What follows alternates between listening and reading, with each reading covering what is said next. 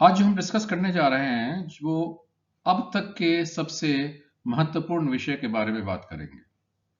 ये विषय आज ही नहीं, आने वाले 10 साल, 20 साल, 30 साल, 50 साल और अगर ह्यूमन रेस को सर्वाइव करना है तो अगले 100 साल में भी उतना ही रेलिवेंट होगा, उतना ही इम्पोर्टेंट होगा, उतना ही महत्वपूर्ण होगा जितना आज है।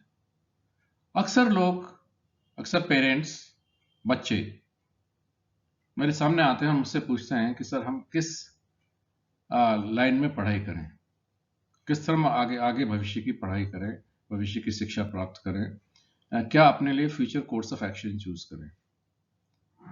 और शायद मेरे पास इस चीज का कभी भी संपूर्ण जवाब नहीं होता, क्योंकि जब तक मैं भविष्य को नहीं समझ पाऊंगा, भविष्य में आने वाले परिवर्तन को नहीं समझ पाऊंगा और साथ में उस व्यक्ति की जो आगे बढ़ना चाहता है उसकी इंटरनल बेंट ऑफ माइंड को, उसका मानसिक झुकाव किस तरह उसको नहीं समझ पाऊंगा, तो दोनों के बीच में सामंजस्य स्थापित करना मेरे लिए बहुत मुश्किल पड़ेगा। और आज के समय में जब स्किल का मीनिंग ही बदलता चला जा रहा है, जब कुशलता का मीनिंग ही बदलता चला जा रहा है, क्यों? क्योंकि आज हम जिन टेक्नोलॉजीज में ट्रेन हो रहे हैं, कल वो टेक्नोलॉजीज बेकार हो जाएंगी। और जैसा आर्टिफिशियल इंटेलिजेंस के डेवलपमेंट के साथ हो रहा है, even engineering, doctors, chartered accountants, writers, film creators, lawyers, किसी भी प्रोफेशन का आप नाम ले दीजिए, उसका नेचर बदल जाएगा और उसका एक बहुत बड़ा part artificial intelligence take over कर लेगी। मैं यहाँ प्रोफेशन बाय प्रोफेशन एग्जाम्पल नहीं दे रहा और देने का समय भी नहीं है, क्योंकि इस पर अगर हम कंटिन्यू करें तो ये घंटों की एक्सरसाइज है। किस तरह इंजीनियरिंग फंक्शंस को आज एआई टेकअप कर रही है, किस तरह सीएस के रोल्स धीरे धीरे वैनिश करते चले जा रहे हैं, किस तरह अगर आज हमको स्टॉक मार्केट एनालिसिस करना है, स्टॉक मार्केट का विश्लेषण करना है, तो उसके लिए हमारे पास सॉफ्टवेयर्स हैं।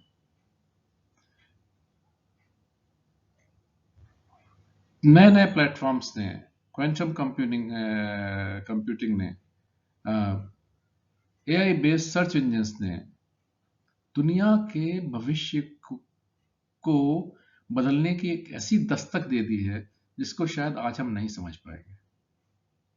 एक समय था, मेरे पिताजी, मैं, हो सकता है मेरे बाद की 1 या 2 साल, 3 साल, 10 साल बाद की जनरेशन्स ने पढ़ाई की, उन्होंने अपनी डिग्री पूरी की, उन्होंने अपने ग्रेजुएशन मास्टर्स जो करना था किया, अप्रेंटिसशिप जो करनी थी की, और उसी स्किल को लेकर एक लो एज प्रोडक्टिविटी के साथ पूरी जिंदगी बिता दी और अल्टीमेटली रिटायर हो गए और कुछ लोग पेंशन पर जी रहे हैं।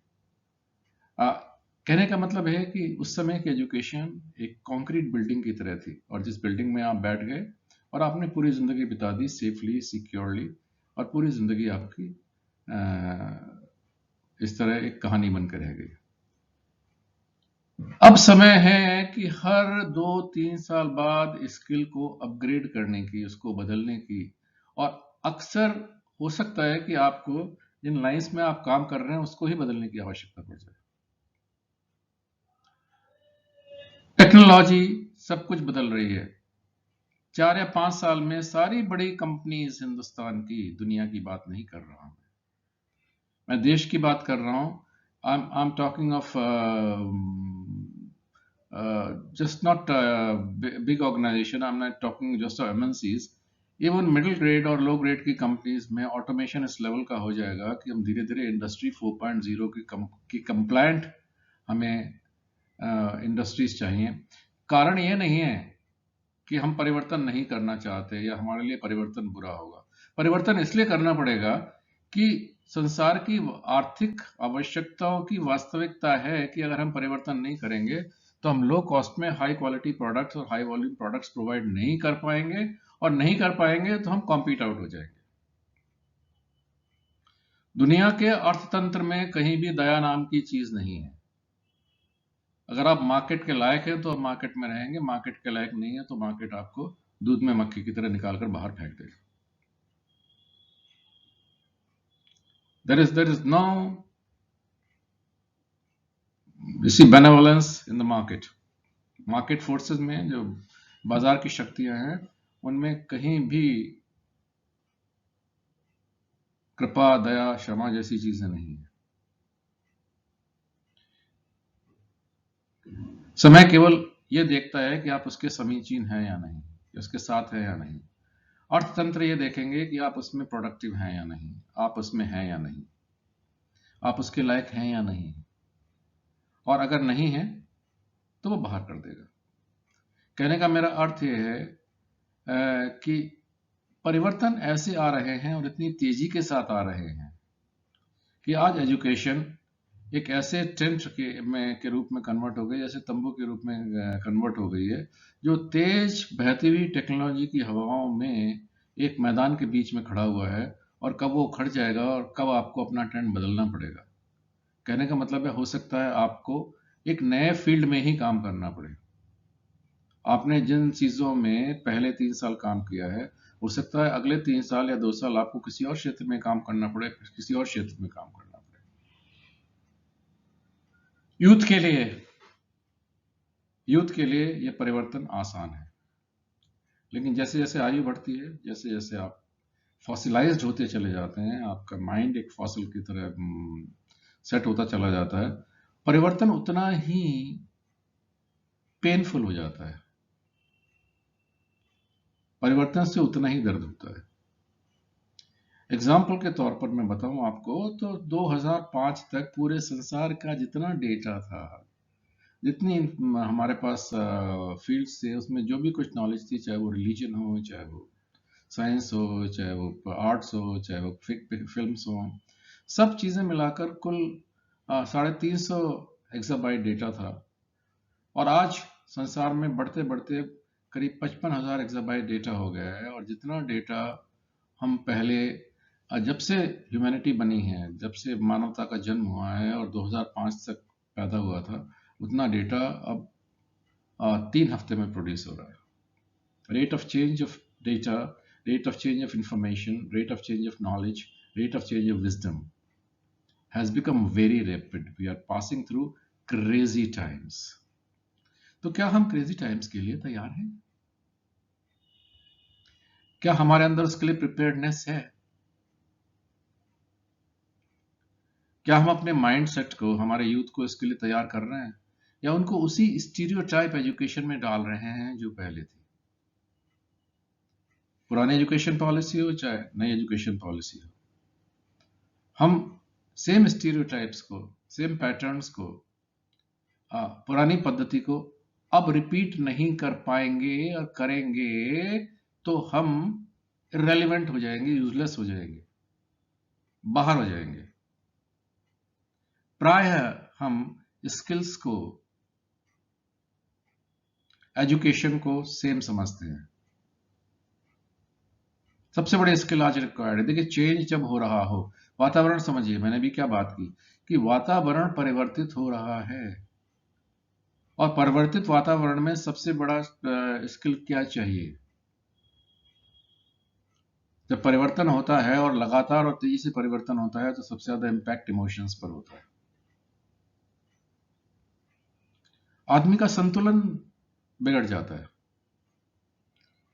और आंतरिक संतुलन बिगड़ते ही, और वो जब देखता है कि मेरी जिस फील्ड में ट्रेनिंग हुई है उसमें मैं उसको नहीं, अब वो इरेलीवेंट हो गई है, तो उसको परिवर्तन के लिए अपने आप को तैयार करने की आवश्यकता पड़ती है। तो क्या हम उतने फ्लेक्सिबल हैं?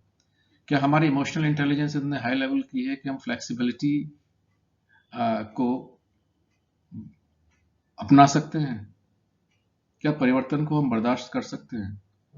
मेरे शारीरिक लिम्स तो चल जाते हैं, लेकिन मानसिक जो मेरे लिम्स हैं, जो मानसिक मेरे शरीर के अंग हैं, उनको चलना बहुत आवश्यक है।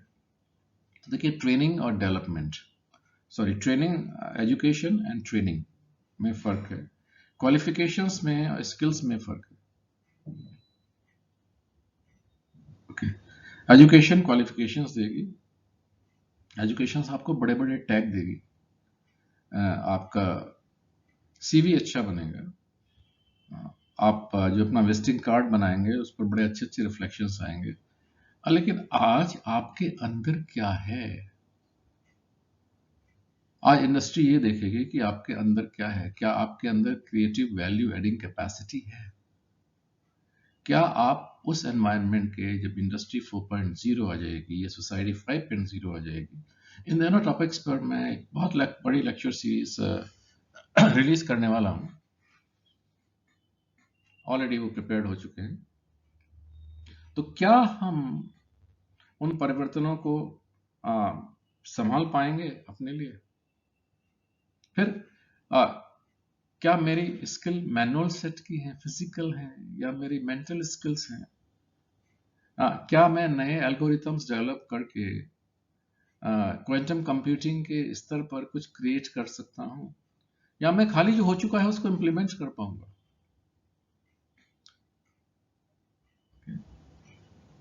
अब धीरे धीरे अस्पतालों में डॉक्टर्स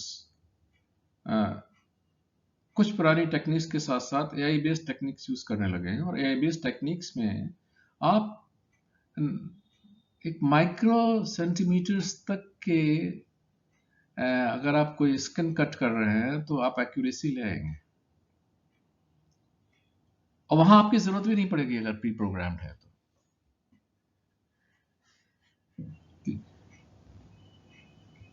मैं ये कहना चाह रहा हूं कि अब डेटा रिट्रीवल में, डेटा प्रोसेसिंग में, डेटा यूज में सब चीजें बदल रही हैं। हमें ऐसे लोग चाहिए जो डेटा फिल्टर करके रेलिवेंट नॉलेज निकाल सकें, उस रेलिवेंट नॉलेज को क्रिएटिविटी में कन्वर्ट कर सकें, आगे बढ़ सकें। और यही स्किल्स आपके लेवल्स ऑफ एम्प्लॉयमेंट को डिसाइड करेंगी कि आप किस लेवल के व्यक्ति हैं और किस लेवल में आप एम्प्लॉयड हो सकते हैं। तो इन सारी चीजों को मैं कोई शौक नहीं देना चाह रहा, मैं एक वास्तविकता के साथ आपका परिचय कराना चाह रहा हूं, और इसको हमें खुशी खुशी स्वीकार करना पड़ेगा। इसमें कोई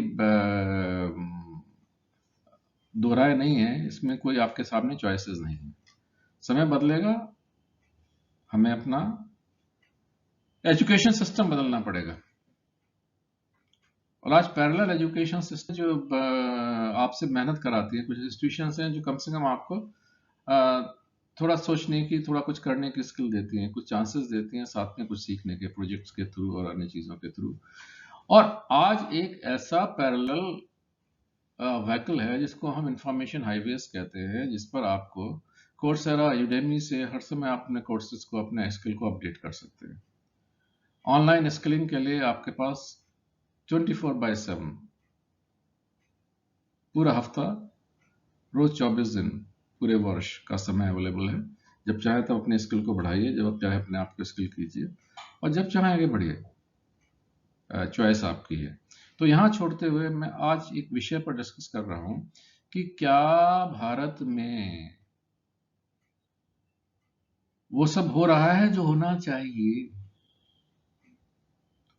क्या हमारे नेतृत्व के पास, हम एकेडमिक लीडरशिप की बात कर रहा हूं, ये विजन है कि हम वही करें जो भविष्य को चाहिए, या हम पुरानी कहानी को दोहराकर भविष्य के साथ निगोशिएट करना चाहते हैं, भविष्य के साथ सामंजस्य बिठाना चाहते हैं?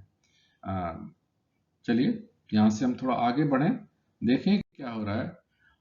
अब हम जब स्किल नेशन को स्किल करने की बात करते हैं और अपॉर्चुनिटीज क्रिएट करने की बात करते हैं, तो देखिए आजकल हम एनालिटिक्स की बात करते हैं, हम विश्लेषण की बात करते हैं। क्या हम स्किल एनालिटिक्स डेवलप कर रहे हैं? स्किल एनालिटिक्स का मतलब है कि ये इन्वॉल्व करता है कि हम किस तरह की स्किल डेवलप कर रहे हैं। क्या हम प्रेजेंट स्किल्स और फ्यूचर रिक्वायर्ड स्किल्स के बीच में जो गैप है, देखिए जब मैं किसी को ट्रेनिंग दे रहा हूँ, किसी को पढ़ा रहा हूँ, तो मैं आज के लिए तैयार नहीं कर रहा। आज का मेरा इंजीनियरिंग करिकुलम अब तक जो डेवलप हुआ है, वो अगर मैं आज भी पढ़ाता हूँ, तो भी मैं स्टूडेंट को पीछे भेज रहा हूँ। क्यों? क्योंकि उसका एम्प्लॉयमेंट आज से 2 साल बाद होना है, उसे आज से 2 साल बाद की स्किल चाहिए। Thanks to Indian university curriculum development system, यहाँ पिछले 10-10 साल से, 5-5 साल से कोर्सेज में कोई रिविजन्स नहीं हुए। नॉलेज इतनी तेजी से डेवलप कर रही है, लेकिन कहीं भी फैकल्टीज को, कहीं भी लोगों को ये अपॉर्चुनिटी नहीं है कि वो अपने हिसाब से करिकुलम को मॉडिफाई कर सके और आगे की चीज़ें पढ़ा सके। तो क्या हम प्रॉपर स्किल डेवलपमेंट कर रहे हैं? क्या प्रॉपर स्किल गैप एनालिसिस कर रहे हैं? क्या हम स्किल को भविष्य के साथ या इंडस्ट्री के साथ या जिस फील्ड में कोई भी व्यक्ति जाना चाह रहा है उसके साथ मैच कर रहे हैं? क्या हम स्किल मैपिंग कर रहे हैं? आजकल हमारे पास mind mapping, skill mapping tools हैं। क्या हम इन टूल्स को यूज कर रहे हैं? Okay. एक सिग्निफिकेंट पॉइंट ये है कि कैरिकुलम को क्या हम इस तरह डेवलप कर रहे हैं जिससे हम मार्केट के एमर्जिंग ट्रेंड्स को, आने वाले ट्रेंड्स को एनालाइज कर पाएं और अपने यूथ के लिए वो अपॉर्चुनिटीज क्रिएट कर सके जो कि ग्लोबल अपॉर्चुनिटीज हों चाहे वो लोकल अपॉर्चुनिटीज। आज ये देखिए, लोकल और ग्लोबल में कोई फर्क नहीं है। आप चाहें ना चाहें तो भी कंपटीशन आपके घर में आ चुका है। आज हर जगह इंटरनेशनल प्रोडक्ट्स अवेलेबल है। अब आपको कंपटीशन के लिए बाहर नहीं जाना है, कंपटीशन आपके दरवाजे पर है। तो क्या हम इंडिया को फ्यूचर के लिए रेडी कर रहे हैं? इंडियन यूथ को फ्यूचर के लिए रेडी कर रहे हैं? एमर्जिंग टाइम्स के साथ हमें स्किल्स को अपडेट करना है, यही हमारी थीम है। अभी मेरे रिसेंटली पिछले साल अप्रैल में एक नेशनल अप्रेंटिसशिप मेला भी लॉन्च किया गया था और इसमें स्किल डेवलपमेंट के मॉडल्स को डिस्कस किया गया था और स्किल इंडिया मिशन को आगे बढ़ाने के लिए प्रयास किया गया था। बहुत अच्छी चीज़ें हैं और इनसे बहुत तेज़ी के साथ रिजल्ट्स भी आएंगे।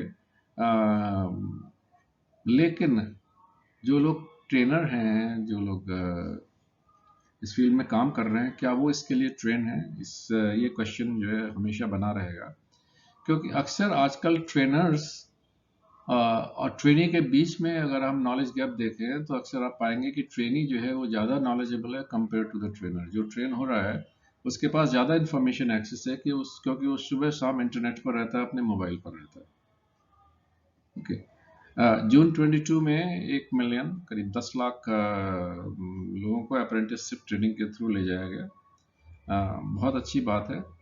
और कोविड वॉरियर्स को तैयार किया गया, जो अनप्लान्ड इवेंट, उनको इस तरह तैयार किया गया कि वो अनप्लान्ड जो हैपनिंग्स हैं उनमें किस तरह काम कर सकते हैं। This is basically training in disaster management. Disaster management training ने इंडिया के फोकस को थोड़ा सा चेंज किया है। आज जो जगह जगह शॉर्ट टर्म एम्प्लॉयमेंट की बात हो रही है, वो केवल इसलिए हो रही है कि जो आप एक तरह के लोगों का रिक्वायरमेंट आज शॉर्ट टर्म के लिए होगा, लॉन्ग टर्म के लिए नहीं होगा। लोग जब तक खुद नहीं बदलेंगे, अपनी एम्प्लॉयबिलिटी आपको लगातार बनाए रखनी है और उसके लिए आपको लगातार डेवलप करना है। हर आदमी को अपना एक समय का पार्ट, इनकम का पार्ट लगातार डेवलपमेंट